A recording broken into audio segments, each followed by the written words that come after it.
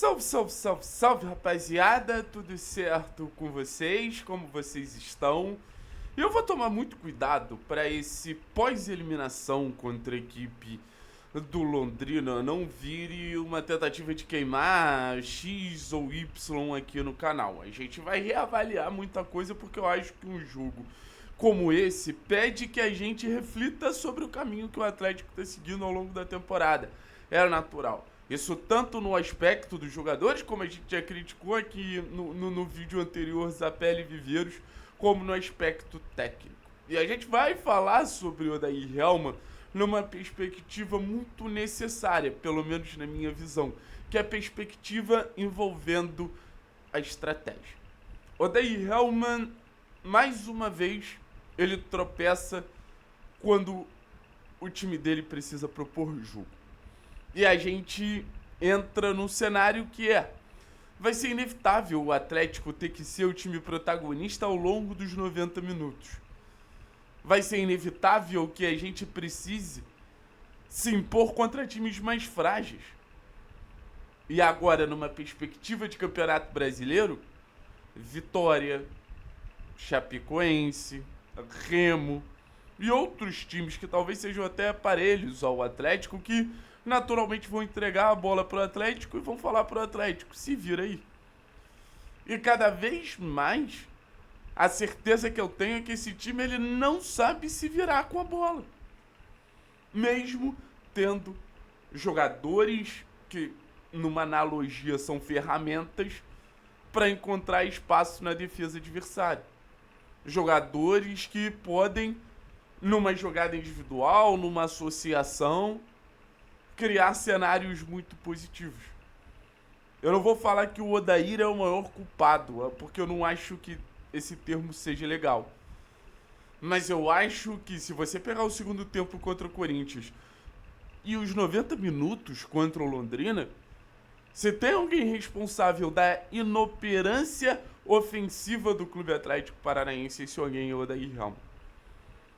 Esse alguém é o cara que cria os mecanismos pro Atlético chegar mais à frente. E aí a gente precisa lembrar da Série B.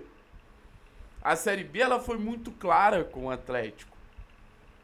Quando a gente teve Cuiabá, Paysandu, Ferroviário e outros jogos dentro da arena que mostraram o trabalho do Odair Hellmann não é bom quando tem que criar jogadas. O Atlético ele começa a ser um time com sequência de vitórias. O Atlético começa a ser um time com capacidade de fazer uma pontuação suficiente para subir quando o Atlético aposta em um jogo de transição, principalmente pelo seu protagonista Kevin Viveiros.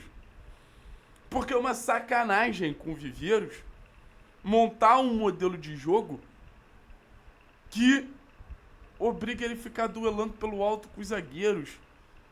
Não é isso que faz o Viveiros ser a sua melhor versão, e de verdade, não é isso que faz o Atlético ser a sua melhor versão.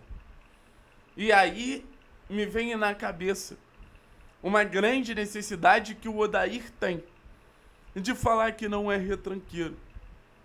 Odair, com todo o respeito, eu também não acredito que você seja retranqueiro. Mas os seus melhores momentos com a camisa do Atlético e os seus melhores momentos por Internacional e por Fluminense, que são os seus trabalhos verdadeiramente reconhecidos no futebol brasileiro, são sim através de jogo de transição. Então eu fico pensando, o Odair prepara o Atlético para provar que ele não tem a característica X ou Y? Ou o Odair prepara o Atlético pensando no que é melhor para o time? Que é claramente um time que se sente muito mais confortável em transição. Ah, mas o time só sabe jogar em transição? Cara, aparentemente sim. E transição não significa você atacar pouco. Significa você atacar rápido. Mas não significa você atacar pouco.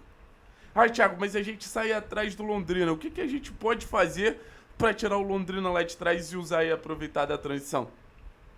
O óbvio. Atrair o Londrina. Ah, mas eles não vão sair lá de trás. Nem que você descompacte um pouco as peças do meio.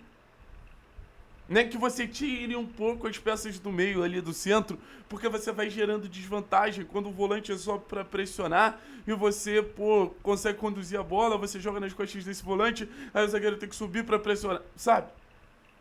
Você vai criando caminhos.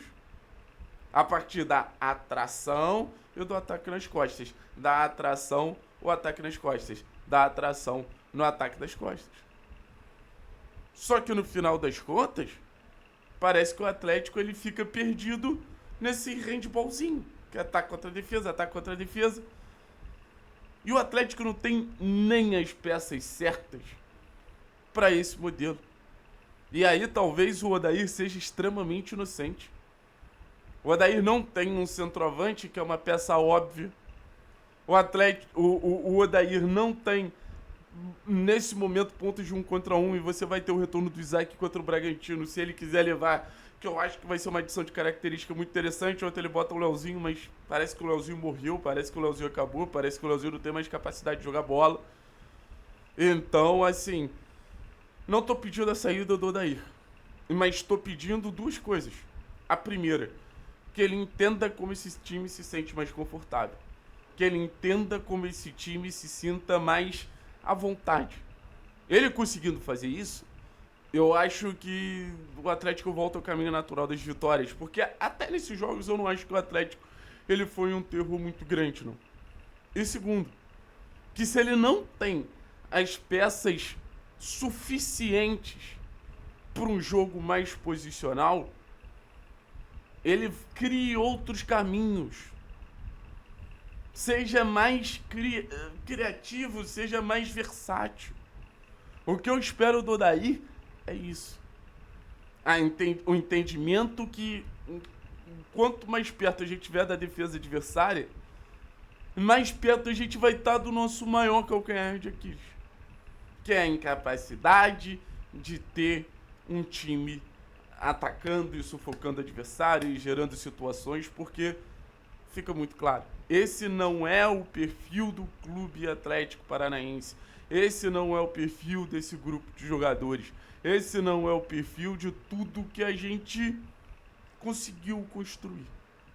E quando eu digo consegue construir, eu falo do trabalho dele, desde a temporada passada, que a gente sabe muito bem os pontos fortes e os pontos fracos, a responsabilidade dele, da diretoria, dos jogadores, e dá pra falar com tranquilidade que nesse momento tem culpa o Odair. Tem culpa o Odair.